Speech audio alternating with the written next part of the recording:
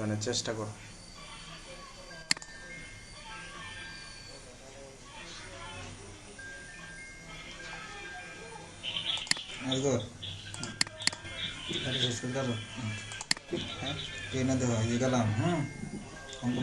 এখানে না, তুমি তোমার লিঙ্কে যাও সরাসরি।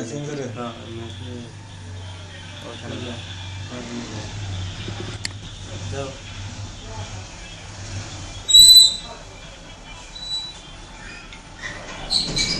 কপি শুনতে পাচ্ছ? আচ্ছা, তোমার ক্লাস শুরু করো। তো আমি আমার ক্লাসে আবার চলে যাচ্ছি। তো এখানে কতগুলো গুরুত্বপূর্ণ প্রশ্ন আছে, ওই আমি যে অধ্যায় শুরু করছিলাম সেই অধ্যায়ের গুরুত্বপূর্ণ প্রশ্নগুলো আমি এখন দেখছি যে কোন সময় জাভা ইসলাম বিস্তারে শুরু হয়। জাভা ইসলাম বিস্তারে শুরু হয় পঞ্চদশ শতাব্দীর প্রারম্ভে। পঞ্চদশ শতাব্দীর প্রারম্ভে জাভা ছিল মূলত পূর্বে বর্তমানে ইন্দোনেশিয়া ছিল জাভা নামে পরিচিত। তো জাভা ইসলাম বা ইন্দোনেশিয়া ইসলামের বিস্তার শুরু হয় পঞ্চদশ শতাব্দীর প্রারম্ভে।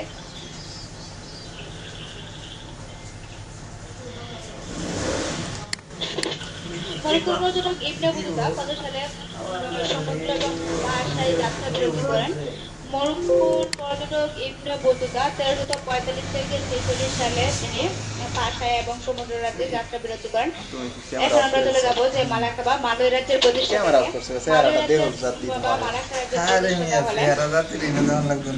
শৈলন্দ্র যুবরাজ পরমেশ্বর আরেকটি পরিচিতি আছে যে উনি ইসলাম ধর্ম গ্রহণ করে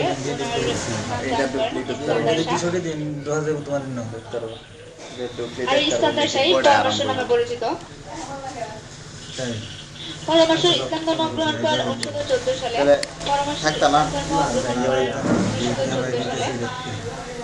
মালাক্কা সুলতান মোহাম্মদ ইস্কান্দার শাহ মৃত্যুবরণ করেন 1424 সালে, প্রায় 72 বছর বয়সে। আর উনি মানে ওনার যে ওনার প্রতিভার গুণে বা উনি নিজেকে মালাক্কা রাজ্যে আলোকিত করতে সচেষ্ট হন। তাকে শ্রেষ্ঠ শাসক হিসেবে আখ্যায়িত করা হয় মালাক্কা। আর এই মালাক্কা রাজ্যটি পর্তুগিজদের দখলে চলে যায় 1521 সালে। মালাক্কা রাজ্যটি মালাক্কার পাশের রাজ্যটি পর্তুগিজদের দখলে চলে যায় 1521 খ্রিস্টাব্দে। আর এখানে সবচেয়ে গুরুত্বপূর্ণ বিষয় হলো যে প্রশ্ন আসে যে বেন্দাহারা অর্থ কি? মালাক্কা রাজ্যের যে প্রধানমন্ত্রী ছিল তার উপাধি ছিল বেন্দাহারা। বেন্দাহারা শব্দের অর্থ প্রধানমন্ত্রী। বেন্দাহারা শব্দের অর্থ প্রধানমন্ত্রী। মালাক্কা রাজ্যের সবচেয়ে গুরুত্বপূর্ণ বেন্দাহারা বা প্রধানমন্ত্রী ছিলেন তোনকারা।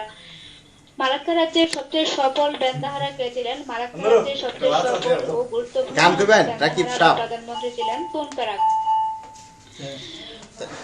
পর্তুগিজরা মালাক্কা দখল করে বা মালয় রাজ্য দখল করে 1511 সালে পর্তুগিজরা মালয় রাজ্য দখল করে। ইউরোপীয়দের মধ্যে সর্বপ্রথম পর্তুগিজরাই দক্ষিণ পূর্ব এশিয়ায় বাণিজ্য করার জন্য তারা 1511 খ্রিস্টাব্দে মালাক্কা রাজ্য দখল করে এখানে তাদের আধিপত্য বিস্তার করেন। এখানে একটি গুরুত্বপূর্ণ প্রশ্ন আছে যে বুগিস কোন জাতির লোক? বুগিস জাতির আসলে মানে ইন্দোনেশিয়ার দক্ষিণ পূর্ব অঞ্চলীয় নামক স্থানে বুগিসদের আবাসন করে। বুগিসরা মূলত একসময় একটি জেলে জাতি ছিল। তাদেরকে নিজস্ব জাতিতে পরিণত করার জন্য তারা মানে ইসলাম ধর্মে দীক্ষিত হন। আর এই বুগিসদের আর তারা ছিল ইন্দোনেশিয়ার অধিবাসী। আর তারা তাদের ইন্দোনেশিয়ার দক্ষিণ পূর্ব অঞ্চলের বুগিসদেরকে আখ্যায়িত করেছেন ওই অঞ্চলের সবচেয়ে দক্ষ ব্যবসায়ী। তারা পরবর্তীতে একজন ব্যবসায়ী হিসেবে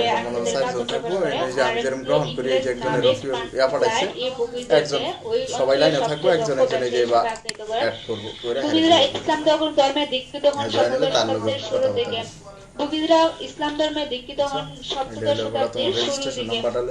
এখানে একটি চুক্তি যেটাকে বলা হয় বোম্বাই চুক্তি। আর এই বোম্বাই চুক্তি স্বাক্ষরিত হয় মূলত 1667 সালে সুলতান হাসানুদ্দিন ও ডাচদের মধ্যে। সুলতান হাসানুদ্দিন এবং ডাচদের মধ্যে সংগঠিত 1667 সালে সম্পাদিত হয় বা স্বাক্ষরিত হয়। এখন আমরা চলে যাব যে ডাটা লয়ে যাও বাড়িতে গিয়ে একটি গুরুত্বপূর্ণ বাড়িতে গিয়ে ঢুকতে পারবা বাড়িতে গিয়ে সংগঠন ছিল যেটাকে বলা বাড়িতে গিয়ে পাই ভাই যে গানের ডাবাই ভাই সময় হলো দেখে বই ডেনিস ওয়েস্ট ইন্ডিজ কোম্পানি আর পিওসি গঠিত থাম হয় লাগবে এছাড়া তো এরা ঢুকতে পারতো 1602 সালে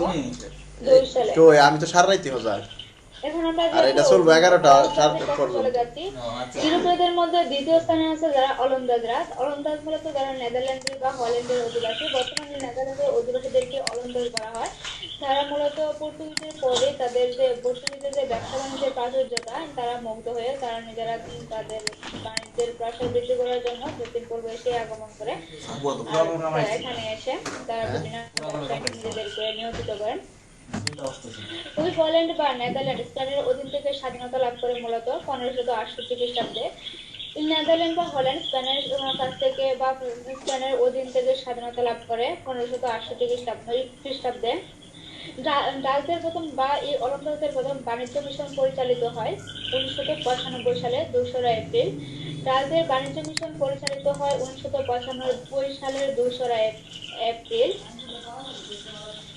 আর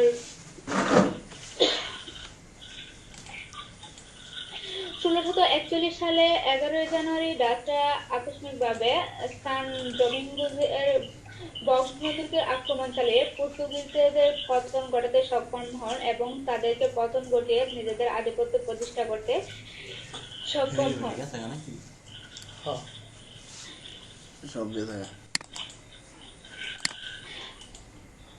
তারপর চলে যাচ্ছি আমরা কালচারাল সিস্টেম ইন্দোনেশিয়ার দিকে তো ইন্দোনেশিয়ায় কালচারাল সিস্টেম প্রবর্তন করেন যদি বলতেন যে দক্ষিণ পূর্ব এশিয়ায় প্রথম কারা বাণিজ্য করতে আসে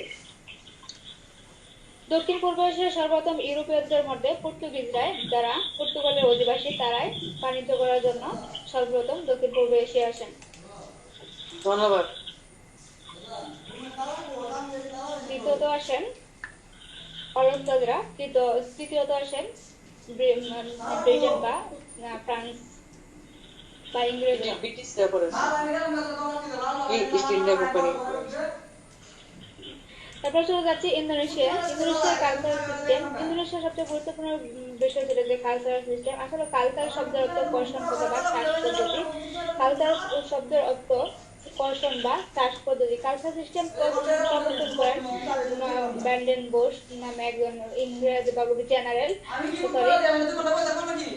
ব্যান্ডেন বোস নামে একজন গভর্নর জেনারেল ব্যান্ডেন বোস 1821 সালে কালচারাল সিস্টেম প্রবর্তন করেন কালচারাল সিস্টেমটা মূলত ছিল এইরকম যে ইউরোপীয় বাজারে যে সকল পণ্যের দাম এবং চাহিদা বেশি সে সকল পণ্য ইন্দোনেশিয়ার জনগণ দ্বারা চাষ করার যে একটা প্রক্রিয়া সেটা ছিল কালচারাল সিস্টেম সেটা আমার মনের ভাষায় বলে দিচ্ছি যাতে বোঝার সুবিধার্থে মানে ইউরোপীয় বাজারে যে সকল পণ্যের দাম এবং চাহিদা বেশি সে সকল পণ্য মূলত যে ইন্দোনেশিয়ার জনগণ তাদের দ্বারা একচেটিয়াভাবে চাষ করার যে পদ্ধতি চালু করেন ডাচরা তাদেরকে তা মূলত কালচারাল সিস্টেম নামে পরিচিত আর এই কালচারাল সিস্টেমের বর্ধিত রূপ হলো লিবারেল পলিসি কারণ কালচারাল সিস্টেমের যে অনাচার এবং অত্যাচার যারা ইন্দোনেশিয়ার অনেকেই এগুলো মেনে নিতে বাধ্য ছিলেন না তবে ডাচদের তাদের যে অবাধ যে সমৃদ্ধি বা অবাধ শাসক নীতি বা শাসন নীতির বিশ্বাসী যারা তারা ওই কালচারাল সিস্টেমের পরিবর্তন ঘটিয়ে লিবারাল পলিসি চালু করেন লিবারাল পলিসি ছিল মূলত কালচারাল সিস্টেমের বর্ধিত রূপ বা একটু উন্নত রূপ যেটা মানে ঘুরে ফিরে একই কথা মূলত তারা তখন নির্দিষ্ট আকারে একটা চাষ পদ্ধতি তৈরি করেন যেটাকে বলা হয় লিবারাল পলিসি তো এখন আমরা করবো যে মালয়ে ব্রিটিশ আধিপত্য দেখা গেছে আমরা সর্বপ্রথম দেখা গেছে ব্রিটিশদের আগমন মানে ইংরেজরা কখন আগমন করে বা ইংরেজ নামে জেমস ল্যাংস্টার পেনাংকে বোঝান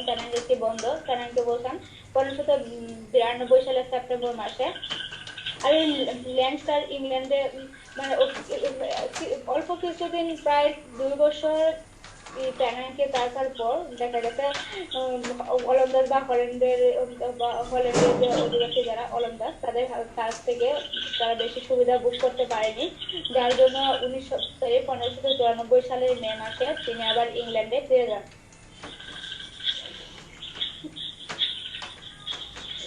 আর ইংরেজদের সবচেয়ে গুরুত্বপূর্ণ বিষয় দিকে তাকালে আমরা দেখতে পারি যে তাদের যে মূলত ইস্ট ইন্ডিয়া কোম্পানি গঠন। তো ইস্ট ইন্ডিয়া কোম্পানি গঠন করা হয় 1600 সালে। ইস্ট ইন্ডিয়া কোম্পানির পূর্ণরূপ বা ইস্ট ইন্ডিয়া কোম্পানিকে যে ইস্ট ইন্ডিয়া কোম্পানির পূর্ণরূপটা এরকম যে যেমন the governor and company of merchant of trading into east Indies নামে পরিচিত। যে প্রতিষ্ঠানটি ইস্ট ইন্ডিয়া কোম্পানি নামে পরিচিত। ইস্ট ইন্ডিয়া কোম্পানির পূর্ণরূপ হলো the governor and company of merchant of trading into east Indies. তো ইস্ট ইন্ডিয়া কোম্পানি প্রতিষ্ঠা লাভ করে মূলত রানী এলিজাবেথের হাত ধরে।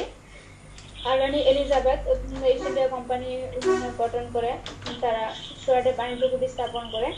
আর তার হাত ধরে মূলত দক্ষিণ পূর্ব এশিয়া থেকে শুরু করে বা ভারতীয় যে রাজ্যগুলোতে আছে ইস্ট ইন্ডিয়া কোম্পানির বিস্তার লাভ করে। তো দেখা গেছে যে যেহেতু আমরা ব্রিটিশ নিয়ে আলোচনা করছি, তো ব্রিটিশদের কথা আমরা চলে যাচ্ছি আবার। ফ্রান্সিস লাইট মালয় উপদ্বীপে কেদাহ রাজ্যের প্যানামি দ্বীপটি দখল করেন 1786 সালে 11 আগস্ট। ফ্রান্সিস লাইট মালয় উপদ্বীপের কেদাহ রাজ্যের প্যানামি দ্বীপটি দখল করেন 1786 সালের 11 আগস্ট। আর এই প্যানাং দখল করার সময় কলকাতার অস্থায়ী গভর্নর ছিলেন ম্যাকফারসন।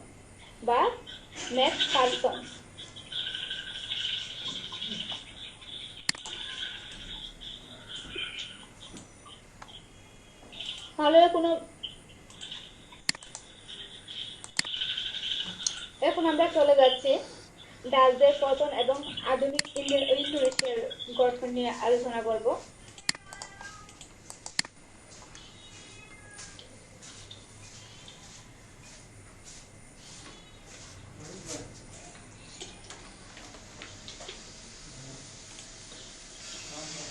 মূলত কত সালে ভারতীয় কংগ্রেস প্রতিষ্ঠিত হয় সেটা আমরা জানি। ভারতীয় কংগ্রেস প্রতিষ্ঠিত হয় 1885 সালে।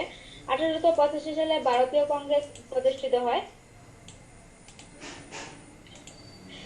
আর আমরা যেটা নিয়ে আলোচনা করছি তার মধ্যে সবচেয়ে গুরুত্বপূর্ণ বিষয় হলো সারেকাতি ইসলাম।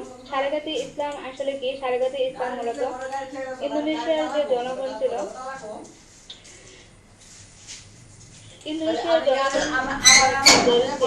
তাদের জাতীয়তাবাদের উন্মেষ ঘটাতে বা তাদের জাতীয়তাবাদের প্রতি উদ্বুদ্ধ হয়ে তারা সারেকাতি ইসলাম নামে একটি সংঘ গঠন করেন। আর এই সারেকাতি ইসলামের পূর্ব নাম ছিল সারেকাতি দাগান বা দাগানি সারেকাত। সারেকাতি ইসলাম প্রতিষ্ঠিত হয় মূলত 1912 সালে। সারেকাতি ইসলাম প্রতিষ্ঠিত 1912 সালে। এটি সবচেয়ে ভেরি একটা ইম্পর্টেন্ট কোশ্চেন যে সারেকাতি ইসলাম কত সালে প্রতিষ্ঠিত? সারেকাতি ইসলাম 1912 সালে প্রতিষ্ঠিত হয়। আর সারেকাতি ইসলাম যখন প্রতিষ্ঠিত হয় তখন সারেকাতি ইসলামের প্রতিষ্ঠাকালীন নেতা ছিলেন মূলত অমর সাইদ চক্র আমিনতু নামে একজন পশ্চিমা শিক্ষিত ব্যক্তি। উনি ছিলেন মূলত একজন পশ্চিমা শিক্ষিত ব্যক্তি, তার নাম হলো অমর সাইদ চক্র আমিনতু বা আমিনতু। আর এই অমর সাইদ চক্র আমিনতু গ্রামবাসীর কাছে পরিচিত ছিলেন রাতু আদিল নামে। অমর সাইদ চক্র আমিনতু গ্রামবাসীর নিকট পরিচিত ছিলেন রাতু আদিল নামে।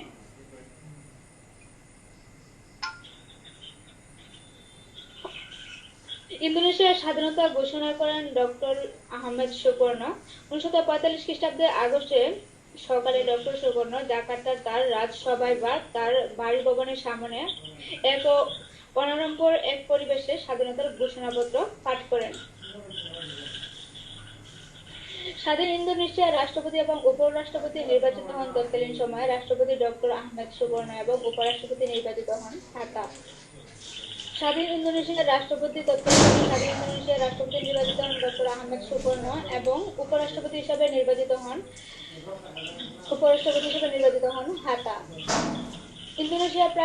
ইন্দোনেশিয়ার প্রদেশকে প্রায় 8টি প্রশাসনিক প্রদেশে ভাগ করা হয়। এখন আমরা করব শাসনের বর্তমানের পর আধুনিক মালয়েশিয়া। ক্যামেরা আমি জাস্ট এখানে গুরুত্বপূর্ণ যে কোশ্চেনগুলো আছে সেগুলো পয়েন্ট আউট করছি, কারণ মেইন টপিকগুলো পড়লে আমাদের যে টাইম ওই টাইমে আমরা শেষ করতে পারবো না। পপি তো I am really sorry. Popy Popy ক্লাসটা কি আপনি শেষ করবেন না নাজমুল কিছু বলবে? হ্যাঁ হ্যাঁ, শেষ করার জন্য আমি মানে কম কম করে পড়ায় শেষ মানে কি করতেছি। আপনি শেষ করবেন আজকে আর নাজমুল বলবে না নাকি এরকম?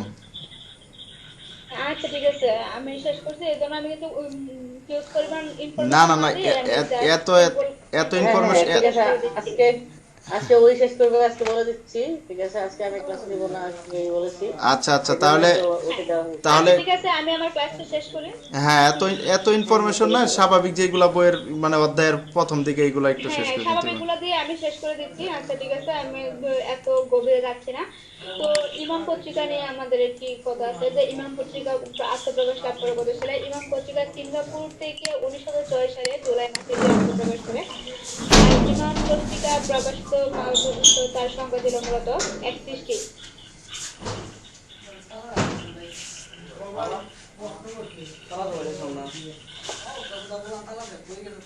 মালয়েশিয়ার এখানে একটা কোয়েশ্চেন আছে যে আমি এই জিনিসটা নিয়ে আমি এখনো কনফিউজ যে মাহাথির মোহাম্মদ, মালয়েশিয়ার বর্তমান president Mahathir Mohamad, but Mahathir Mohamad উনি মালয়েশিয়ার একজন মডেল হিসাবে আখ্যায়িত, বা মালয়েশিয়ার আধুনিক মালয়েশিয়ার রূপকার হিসেবে ওনার একটি জীবন কাহিনী আছে সবচেয়ে সুন্দর। হয়তো আজকে টাইম হবে না, যার জন্য আমি বলতে পারবো না।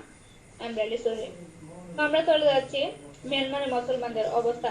তো মিয়ানমারের মুসলমানদের অবস্থা সম্পর্কে আমরা আগে বললাম যে মিয়ানমারের যে রোহিঙ্গাদের অবস্থা, এটা তো আপনাদের মোটামুটি সবারই ধারণা আছে। তো মিয়ানমার সম্পর্কে আরো আগে তথ্য দিয়ে রাখছি, তো মিয়ানমার নিয়ে এখন আর কথা বলতে চাচ্ছি না। তো এখানে আরেকটি সবচেয়ে গুরুত্বপূর্ণ কোয়েশ্চেন রয়ে গেছে, যেটা আমি বলতে ভুলে গেছিলাম, যে ফিলিপাইন। ফিলিপাইনের একটি গুরুত্বপূর্ণ একটি সংগঠন গঠন করেছিল, যেটাকে বলা হয় এমএন বা এমএলএফ বা এমএনএলএফ, যেটার পূর্ণরূপ হলো মোরো ন্যাশনাল লিবারেশন ফ্রন্ট। আসলে তো মানে ফিলিপাইনের যে মুসলিম জনগোষ্ঠী তাদেরকে বলা মোরো বলা হতো। আর এখানে একটা ভেরি ভেরি ইম্পর্টেন্ট কোয়েশ্চেন, যে আরাকানের বর্তমান নাম কি? এই কোয়েশ্চেনটা বারবার আসে। তো আরাকানের বর্তমান হলো রাখাইন স্টেট। আরাকানের বর্তমান নাম রাখাইন স্টেট। আরাকানের বা মিয়ানমার দুজন মুসলিম শাসকের নাম কি? আরাকান এবং মিয়ানমারের দুজন মুসলিম শাসকের নাম নরমিক্লা এবং নরপাদিত্য। নরমিক্লা এবং নরপাদিত্য। বিভিন্ন গাইডে বা বিভিন্ন সাজেশনে বিভিন্ন নাম আছে। তো আমি মেইন বই থেকে যেটা কালেক্ট করছি সেটাই বলছি, যে নরমিক্লা এবং নরপাদিত্য ছিলেন মূলত মিয়ানমারের দুজন মুসলিম শাসক। তুহাফা গ্রন্থের রচয়িতাকে তুহাফা গ্রন্থের রচয়িতা আলাউল। তুহাফা গ্রন্থের রচয়িতাকে তুহাফা গ্রন্থের রচয়িতা আলাউল। তুহাফাত, এখানে দুইটা গ্রন্থ, একটা হলো তুহাফাত আর একটা হলো তুহাফাত আল নাফিস। তুহাফাত আল নাফিস গ্রন্থটির রচয়িতা হলেন রাজা আলী। তুহাফাত আল নাফিস গ্রন্থটির রচয়িতা হলেন রাজা আলী, আর তুহাফা গ্রন্থের রচয়িতা হলেন আলাউল। ARNO এর পূর্ণরূপ কি? ARNO এর পূর্ণরূপ হলো Arakan Rohingya national organisation. ARNO এর পূর্ণরূপ হলো Arakan Rohingya national organisation. SLORC এর পূর্ণরূপ কি? SLORC এর পূর্ণরূপ হলো state law and order registration council. SLORC এর পূর্ণরূপ হলো state law and order registration council.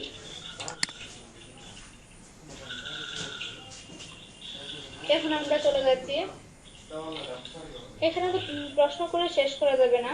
তো আমরা ফিলিপাইনের দুটি বিখ্যাত দ্বীপের নাম বলে যাচ্ছি, যেগুলো মনে রাখতে হবে। যে ফিলিপাইনের দুটি বিখ্যাত দ্বীপের নাম হলো মিন্দানাও ও স্যালিট। একটা নাম হলো মিন্দানাও, আরেকটা একজাক্ট আমার এখন মনে আসতেছে না। তো আমি একটা নামে বলে দিচ্ছি, যে মিন্দানাও। আর এমএনএলএফ সম্পর্কে তো বললাম, তো মোরো ন্যাশনাল লিবারেশন ফ্রন্ট। এখন আমরা চলে যাচ্ছি থাইল্যান্ডের দিকে। থাইল্যান্ডের রাষ্ট্রের নাম তো মং থাই। তো থাইল্যান্ডের রাষ্ট্রপ্রধান ছিলেন মূলত রাজা। তো আমাদের দক্ষিণ পূর্ব এশিয়ার এমন একটি রাষ্ট্র যেখানে রাষ্ট্রপ্রধান মূলত রাজা বা রাজা রানী শাসিত হতো। রাজা, এখানে রাজাকে সম্বোধন করা হয় এখানকার রাজা। আর এখানে একটি গুরুত্বপূর্ণ প্রশ্ন হলো যে মুক্তভূমি কাকে বলা হয়? মুক্তভূমি বলা হয় থাইল্যান্ডকে মুক্তভূমি নামে আখ্যায়িত করা হয়। পণ্ডক পদ্ধতি শিক্ষা ব্যবস্থা কি? সাধারণত মাদ্রাসা ভিত্তিক শিক্ষা ব্যবস্থা হলো পণ্ডক ভিত্তিক শিক্ষা ব্যবস্থা। PULO এর পুনরূপ কি? PULO এর পুনরূপ হলো Patani United Liberation Organisation. PULO এর পুনরূপ কি? PULO এর পুনরূপ হলো Patani United Liberation Organisation. Patani United Liberation organisation.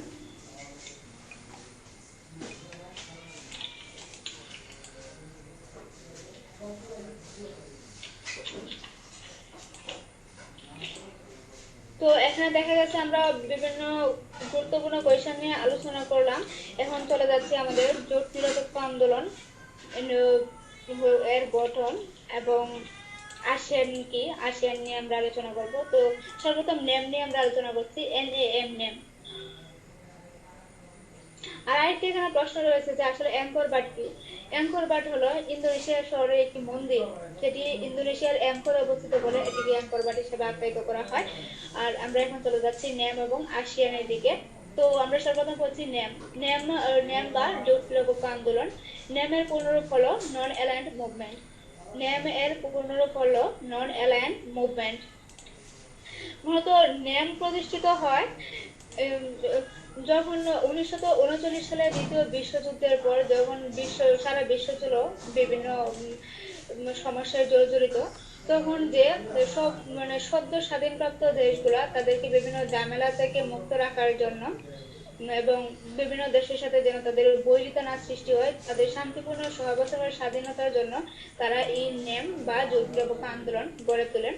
এটাই ছিল মূলত নেমের মূল লক্ষ্য বা উদ্দেশ্য। নেমের মূল লক্ষ্য বা উদ্দেশ্য ছিল যে অন্যান্য দেশ থেকে তারা নিজের স্বাধীনতা এবং নিজেদেরকে সবসময় স্টেবলি রাখার জন্য তারা বা কোনো হাঙ্গামায় জড়াবেন না, এই জন্য তারা এই নেম গঠন করেন। আর এর আশা নিয়ে তারা এই নেম বা জোট নিরপেক্ষ আন্দোলন গঠন করেন। আর এটা ছিল তো মূলত দ্বিতীয় বিশ্বযুদ্ধের পর বিভিন্ন স্থায়ী শক্তির চাপে যেন তারা আর জর্জরিত না হয়, তার থেকে পরিত্রাণের জন্য তারা এই নিয়ম গঠন করে। তারপর চলে যাচ্ছি আমরা আসিয়ান। আর কিছু তথ্য দিতে চাই যে আসলে জোট নিরপেক্ষ আন্দোলনের উদ্দেশ্যটা কি। জোট নিরপেক্ষ আন্দোলনের উদ্দেশ্যটা মূলত কয়েকটি 5টি নীতির উপর ভিত্তি করে এটি পরিচালিত হয়। যেমন তারা শান্তিপূর্ণ সহাবস্থানের জন্য এবং ভূখণ্ডগত অখণ্ডতা এবং সার্বভৌমত্ব সম্পর্কে পারস্পরিক শ্রদ্ধা জ্ঞাপনের জন্য এবং সাময়িক যে অগ্রাসন তা থেকে বাঁচার জন্য এবং অভ্যন্তরীণ তথ্যের জন্য তারা তাদেরকে হস্তক্ষেপ না করতে পারে অন্যান্য বৃহৎ শক্তিশালী রাষ্ট্রগুলা, তা থেকে পরিত্রাণের জন্য এবং সমতা ও পারস্পরিক সুবিধার জন্য এটি গঠন করা হয়। এটিকে মূলত পঞ্চশীল নীতিও বলা হয় বা জোট নিরপেক্ষ আন্দোলনের ভিত্তি হিসাবে এটিকে আখ্যায়িত করা হয়। 1955 সালে ইন্দোনেশিয়ার বাঙ্গি শহরে অনুষ্ঠিত সম্মেলনে জোট নিরপেক্ষ আন্দোলনের নীতিমালা হিসেবে গণ্য হয়ে আসছে। বাঙ্গি সম্মেলনে 11টি নীতি গৃহীত হয়। 11টি নীতি এখন আলোচনা করতে যাচ্ছি না, কারণ এটি পরিমাণ তথ্য। তো আমরা চলে যাচ্ছি এবং এখন আসিয়ানের দিকে। তো আসিয়ান কি? আসিয়ান হলো দক্ষিণ পূর্ব এশিয়ার জাতিসমূহের সংঘ বা সংস্থা। আসিয়ান হলো দক্ষিণ পূর্ব এশিয়ার জাতিসমূহের সংঘ বা সংস্থা। আসিয়ান হলো দক্ষিণ পূর্ব এশিয়ার জাতিসমূহের সংঘ বা সংস্থা। তো আসিয়ানের পূর্ণরূপ হলো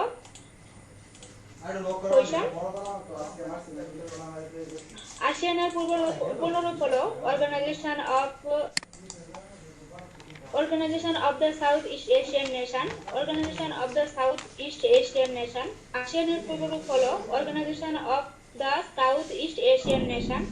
এটি দক্ষিণ পূর্ব এশিয়ার একটি অর্থনৈতিক ও সামাজিক উন্নয়নমূলক একটি জোট। আর এটি মূলত 1967 সালে 8ই আগস্ট থাইল্যান্ডের রাজধানী ব্যাংককে এই আসিয়ান বা জাতিসংঘের সংঘ হিসেবে এটি ঘোষণা করা হয়। বা এই আসিয়ানের পুনরূপ আমরা এভাবে বলতে পারি, কারণ association of South East Asian nation. Association of South East Asian nation. এশিয়ানের পূর্ব রূপ ছিল যেটা organisation of the South East Asian nation, কিন্তু বর্তমানে এই আসিয়ানের পুনরূপ হলো association of South East Asian nation. তাদের অর্থনৈতিক উন্নয়ন ও সামাজিক উন্নয়নের দক্ষিণ পূর্ব এশিয়ার অর্থনৈতিক ও সামাজিক উন্নয়নের জন্য এই আসিয়ান গঠিত হয়। 1967 সালে 8ই আগস্ট দক্ষিণ পূর্ব এশিয়ার 5টি দেশ ব্যাংককে মিলিত হয়ে একটি যৌথ ঘোষণা প্রচার করে আঞ্চলিক সেই সংগঠনটি বা সেটি গঠন করেন, যেটি আসিয়ান নামে পরিচিত।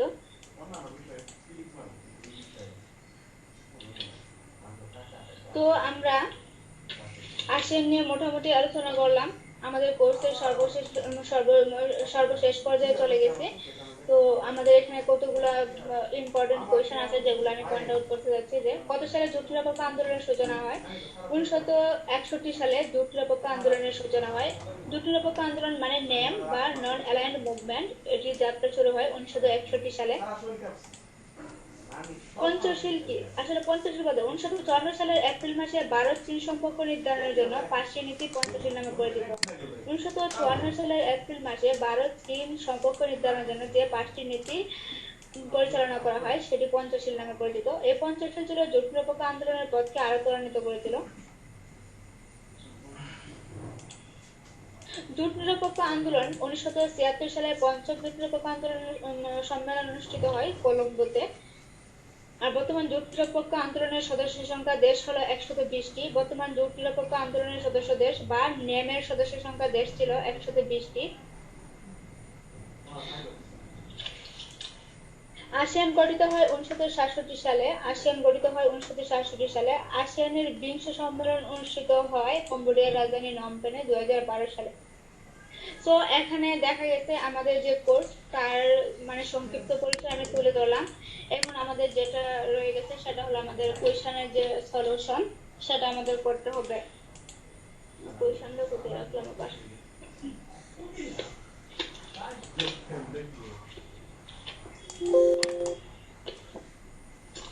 কোয়েশ্চেনটা কোথায় রাখলাম?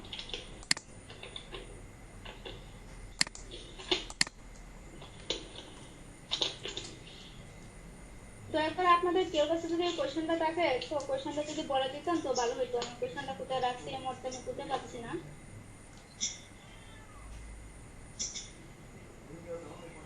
আচ্ছা আমি আমার স্ক্রিন থেকে বের করে মোবাইল স্ক্রিন থেকে বের করে আমি ওটার সলিউশন দিয়ে দিচ্ছি। 1 মিনিট।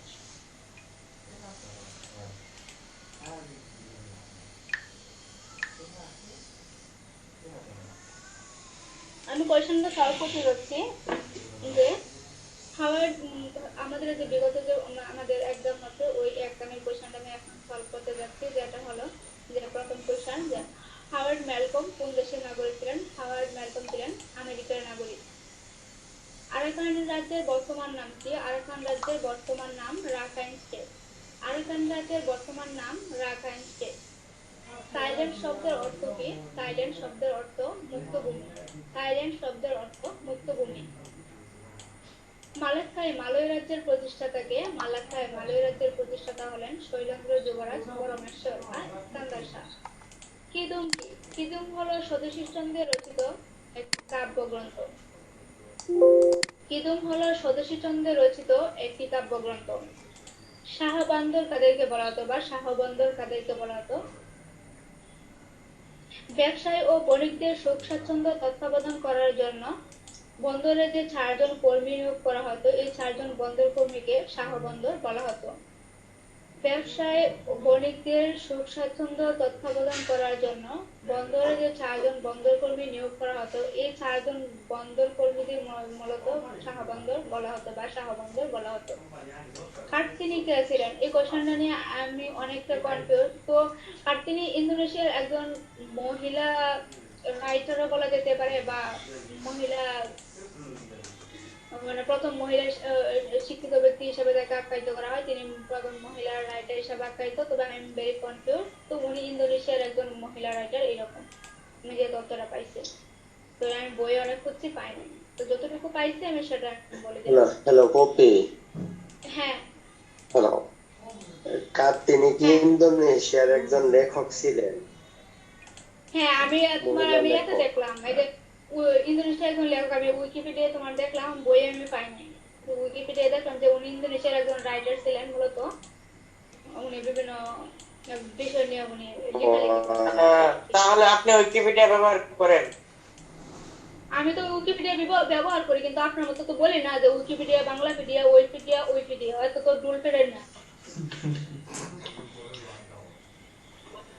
যাই হোক অবশ্যই আপনি স্বীকার করেন উইকিপিডিয়া বাংলাপিডিয়া ব্যবহার করেন। এজন্য তো আমরা শুনেন এটা আমার মত আমি ইউজ করব। তাতে তো আপনাকে তোমার বলতে হবে না নাকি? Next question please. Next question please. Henry the Navigator কে ছিলেন? হেনরি দ্য নেভিগেটর ছিলেন পর্তুগালের যুবরাজ। হেনরি দ্য নেভিগেটর ছিলেন পর্তুগালের বা পর্তুগিজের যুবরাজ। কখন বিওসি প্রতিষ্ঠিত হয়? 1602 সালে বিওসি প্রতিষ্ঠিত হয়। বিওসি প্রতিষ্ঠিত হয় 1602 সালে। কত সালে ব্রিটিশরা সিঙ্গাপুরে আগমন করেন? ব্রিটিশরা সিঙ্গাপুরে আগমন করেন 1781 খ্রিস্টাব্দে। ব্রিটিশরা সিঙ্গাপুরে আগমন করেন 1781 খ্রিস্টাব্দে।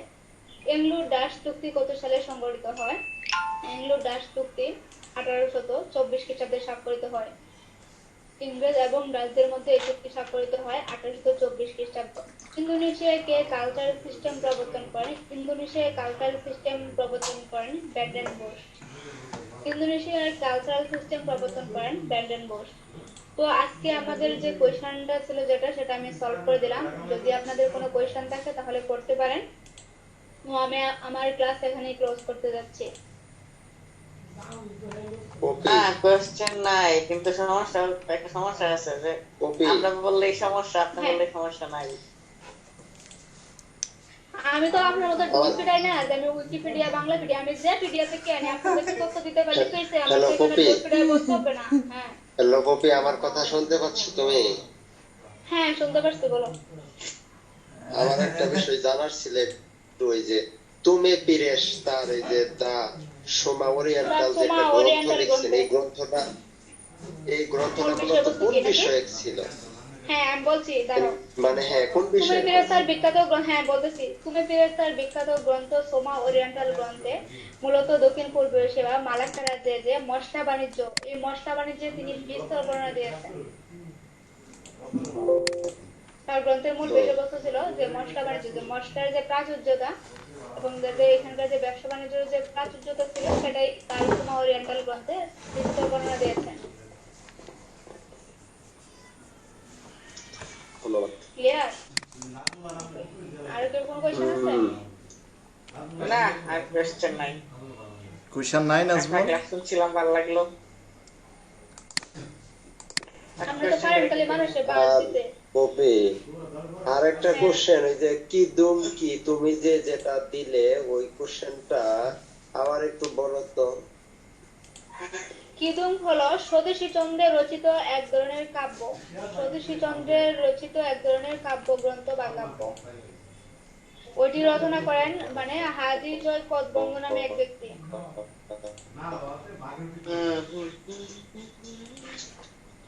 ক্লিয়ার?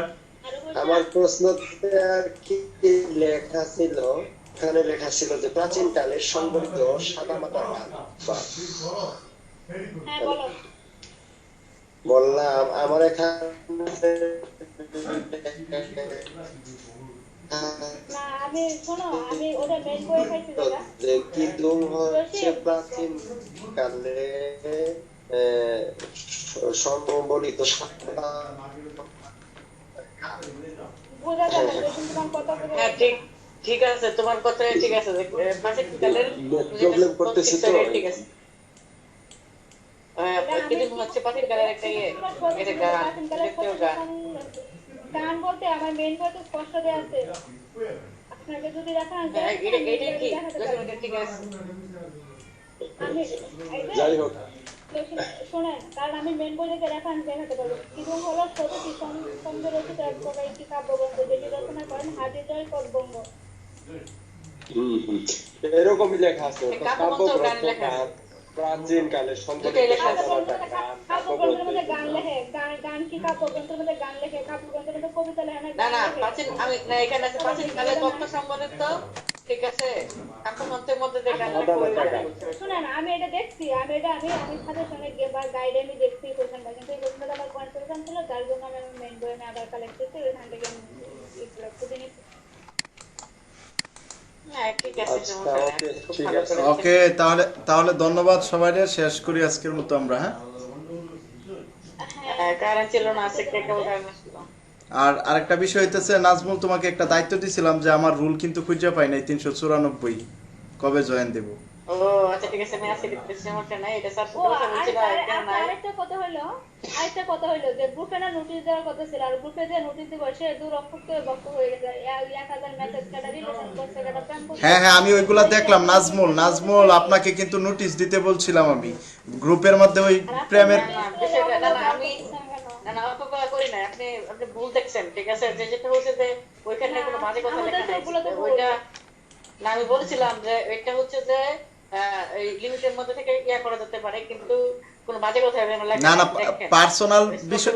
বাজে কথাকে মেইন করে নাই। নাজমুল, বাজে কথাকে তো মেইন করা হয় নাই, নাজমুল আপাতত পার্সোনাল বিষয়গুলো মেসেঞ্জারে হোক এইগুলা, ঠিক আছে? এখন তো একটু গুরুত্বপূর্ণ বিষয় এখন। না না, এটা এখানে আমি বলি, এখানে জাস্ট ইয়া করা ছিল আর কি, যে উত্তরে আমি এটা বলেছিলাম, কিন্তু এটা আসলে ওরকম যে বাজে হয়েছিল আমার মনে হয় না ওটা বাজে না, হয়েছিল। আমি এই যে আমাদের রিমিকে আমি পার্সোনালি মেসেজ দিয়ে বলে দিচ্ছি আপনি এসব বিষয় গ্রুপে আর ইয়া করবেন না, যদি করেন আপনাকে ব্লক করতে বাধ্য হব, রিমুভ করে দিতে। হ্যাঁ, ওনাকে আমি পার্সোনালি মেসেজ দিচ্ছি। বলেছিলেন যে রক্ষকে বক্তব্য এটা বললেন। হ্যাঁ। কারণ আপনাকে দায়িত্ব দিচ্ছে, তো আপনি তো ওটা না না না, দেখবেন। এটা আমি বলি একটু একটু যদি ইয়া হয়, যদি ওটা লিমিটের মধ্যে থাকে সেটা ব্যাপার না, কিন্তু একবার যদি পড়া একটা ইয়া করে। হ্যাঁ হ্যাঁ, জসিম বলেন, জসিম বলেন, হইলেও না গুরুত্ব আর বেশি হলেও গুরুত্ব। জসিম বলেন। মানে একটু কি দেখলা এখানে, এখানে তো কোনো ধরনের ঝামেলাই ছিল না। আচ্ছা আচ্ছা ক্লাস শেষ করে দেখো এই আমার এই উত্তরে আচ্ছা আচ্ছা নাজমুল, তাহলে আজকের মতো শেষ করি। তুমি মেসেঞ্জারে আমার একটু জানাও যে আমার জয়েনটা কবে, ঠিক আছে? আর সামনে ক্লাসটা আমি নেব, ঠিক আছে? আচ্ছা আচ্ছা, ঠিক আছে, আচ্ছা।